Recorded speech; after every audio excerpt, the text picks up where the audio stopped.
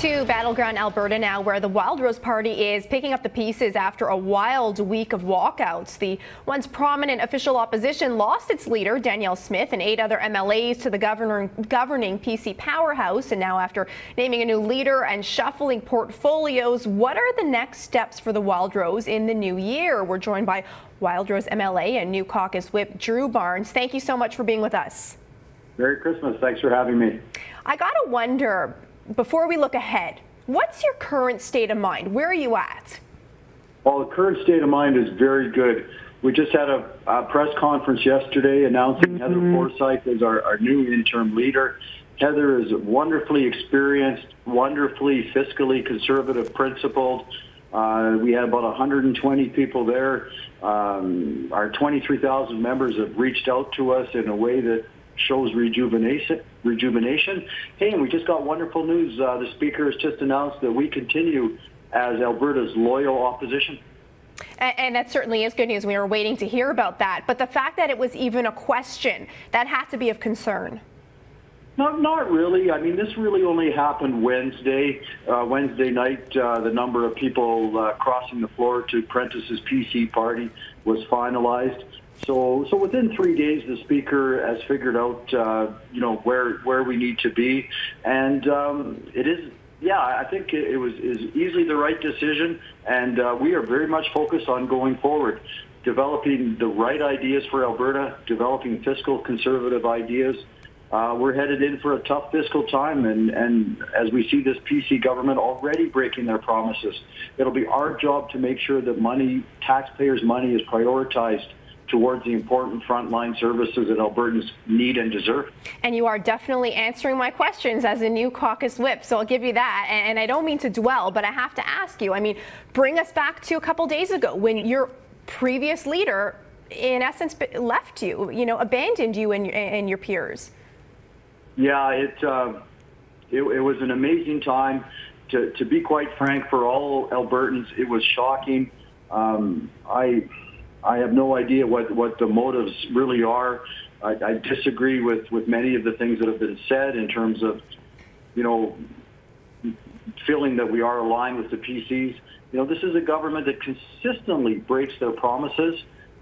Prentice, when he wanted to be leader of the PCs, announced that the most important thing in Alberta was property rights. His Bill 1 on property rights was only 8 words long.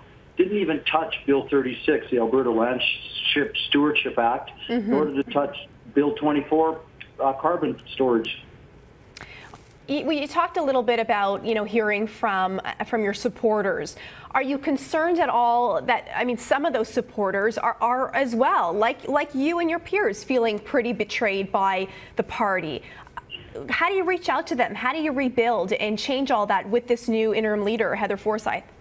Oh, Heather is a wonderful communicator, a wonderful person with lots of experience, and I don't think betrayal is the overall feeling. I think it's shock that this happened, but I'm at some side of 1,200 people have reached out to me in the week since this has happened, and I think to a big extent it's rejuvenated our members, it's rejuvenated our people to help us.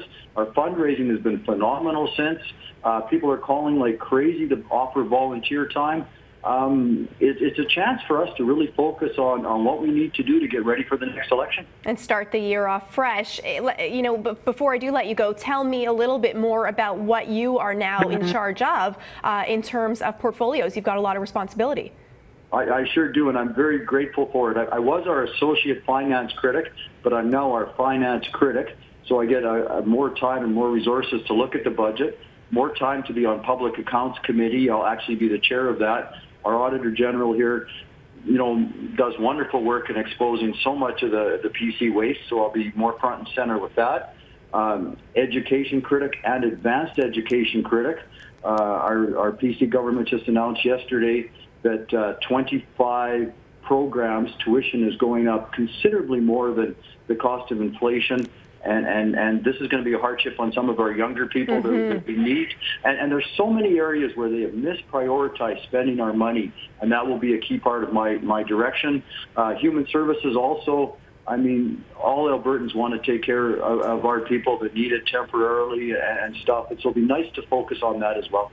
All right. Well, we wish you luck in your new role, and I know it's been a pretty tough, trying couple days. So we'll be following the Wildrose, and glad to hear that you are maintaining that official opposition. So we were waiting to hear that news, and we'll be monitoring it very closely. Thank you for being with us.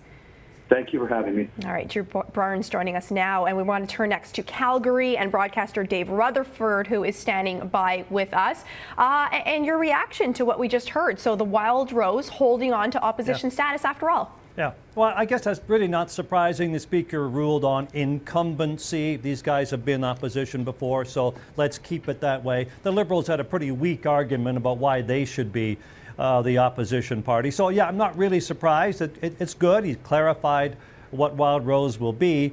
I mean, Drew was talking about refocusing. Right. You bet. I mean, this party is, I think this is the biggest watershed ever for this party. They're going to have to decide what they are. You know, up to this point, they've been disaffected PCers. You know, they bailed on Ed Stelmach, and then they went after Alison Redford for lots of reasons that were sound, financial especially reasons.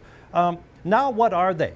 What are they going to be going forward? I mean, Jim Prentice, the PC Premier's pretty much said, well, I'll adopt the Wildrose platform. Of course, he's got a hell of a problem now with oil prices, but, you know, going into this thing, he said, okay, I'll adopt everything you wanted. Wow. So now what does Wildrose do? What are they going to do? Are they going to be a socially conservative party? Are they going to be a fiscally conservative party? Are they going to be a libertarian kind of party like Danielle Smith was? I mean, they are going to have to decide really what they are. And it's interesting that they've even found themselves in this position. You know, prior to last week's defections, it seemed like they were, I guess, well, no, there was the stunning losses, obviously, in the by-elections, but they were kind of coasting. Well, they had a raison d'etre. They had a mission. They were out to stop, you know, the free spending PCers, putting us into more debt, et cetera, et cetera. And so they had a mission. The mission has been eroded now by this premier. You know, tactically pretty smart stuff. He'll have to deal with his own PCers who may not like having these people come in. But I mean, that's sort of at this point a small problem for him. He's taken on a lot of the fiscal conservative approaches Wildrose said they wanted. So now we've got 5 Wildrosers and they say they've got lots of good support. The grassroots is still there, and I believe that. And they've got some money in the bank. I believe that too. But going into the next election, whether it's this spring or next spring, what are they going to say to voters? What's the ballot question? You know, you're mad because these people left? Okay, that's okay too. But how long will that last? And where does that resonate? In the big cities? Yeah, and people have short memories too. Well, that happens in politics. I think you're right. I think people are very, very angry now, and they should be. I mean, there was no process. These people walked away, right? Even Preston Manning, who celebrated the reunion of conservatives, now apologizes for saying, you know, I should have been more firm on the process. Yeah, they didn't follow any process. And really, I agree. Absolutely. Comes out with this statement apologizing for the role he played in it all. Should anyone be blaming him? I don't think so. I mean, he was right about uniting conservatives. I think all conservatives in Alberta, and you know, whether you're federal, provincial, would want to have a conservative party. I agree with that part, and I think so does Preston. But he went through a much more laborious process when the Alliance and the PC party were united into the Conservative Party of Canada. So he went through that long process. These guys didn't. And now he realizes he should have advised that way. That's really what should have happened. But here we are. Yeah, exactly. Here we are. And so I wonder, as we do look forward, and you say they need to sort of pick up the mirror, look in the mirror, and say, you know, who are we and where do we move from here? Where do they find that success, do you think? Well, that's a good point. They have a very strong base in southern Alberta. They have a very strong rural base. You heard Drew Barnes talking about property rights, you know, a big issue in rural Alberta. So that's their base. Their strength is in southern Alberta, outside of Calgary, primarily, I would say. And so I think that voter group will not forget. I think they're very, they've longer memories, I think, than maybe some of the urban voters. So that may be a problem for them going forward. But that might be it. Wow. You know, that might be all there is. I don't know, but they had 440,000 votes in the last election. I would be surprised if they had that kind of response in the next election. Well, like see. I said, hopefully they're starting the new year fresh and really trying to find out who they are and who they could appeal to. I think that's critical. That's exactly critical. Dave Rutherford, good to talk to you. Thanks for being with us. Thanks, Karen. Okay. All right.